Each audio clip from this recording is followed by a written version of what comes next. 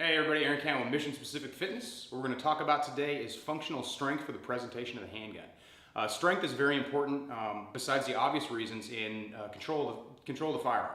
And what I mean by that is skeletal support only gets us so far. So if we are able to increase our muscle mass, our muscle density, and get some really good exercises that are very specifically focused on the handgun, it helps us in explosive speed for presentation of the firearm, as well as recoil control and mitigation.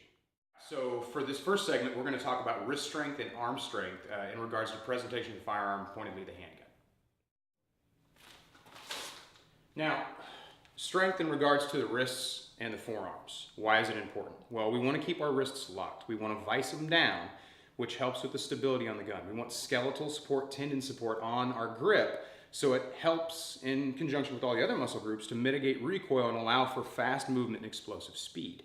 Forearms provide the strength base behind the wrists, and they also assist in the mitigation of recoil and proper control on the gun, because you know the gun is going to recoil.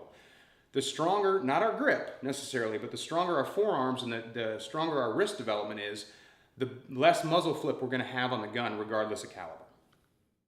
Now, another thing to consider that's actually really important is if we find ourselves in a situation where we have to shoot one-handed. Either your support hand is wounded, or somewhat more realistically, is you need the other hand for another task. Say as you're pushing someone out of the way, pulling someone behind you, closing a door, opening a door, working in a flashlight, what have you. Wrist strength and arm strength plays a huge part in that, probably more so the wrist because of muzzle flip. As we present with one hand, some people have a tendency to do this. Well, our natural torsion of the wrist is a slight angle. As the gun fires, recoil is more of an issue. So the stronger your wrist strength, the more you're able to vise down and maintain that proper angle and correction without breaking your wrist. And your forearm strength is going to assist not only in accuracy on the handgun, but it's also going to help you a lot when it comes to getting back on target, getting those sights back on your threat. Now, some real simple exercises you can do for wrist strength. You can use a 10-pound or heavier weight, and really it's just torsion, rolling of the wrist, working out your full range of mobility. You can practice it just like this. You can use a straight bar, what have you. Another thing you can do is actually come to full presentation and work your angle. Work your muzzle flip. Just small, minute movements that kind of reflect the smaller movements of the handgun recoil versus a full range of motion coming from presentation, which is something we'll talk about later. Those are just some of the exercises you can do just to work on your straight wrist strength. You want to work on maximum mobility of the wrist.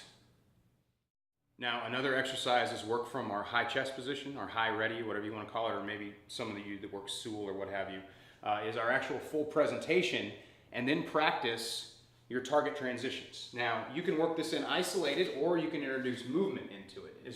Introduce as much realism as possible into the exercise, and you can also incorporate this into more complex exercises, such as recovering from the ground or even working these exercises from the ground.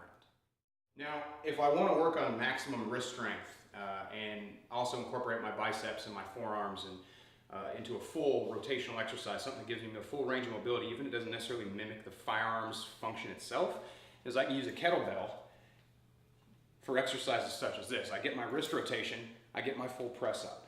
Doesn't accurately reflect the movements of the firearm, but it doesn't have to. It's still working the same muscle groups. Another thing I can do, choose your weight, find out what your maximum weight is, and then step it off. Go back to about 80%, and just work on actual press-out presentations with as much weight as you can handle. Keep your reps low. 3 to 4, maybe even 5 repetitions, correct repetitions, and then slowly increase the weight as you find the weight getting lighter.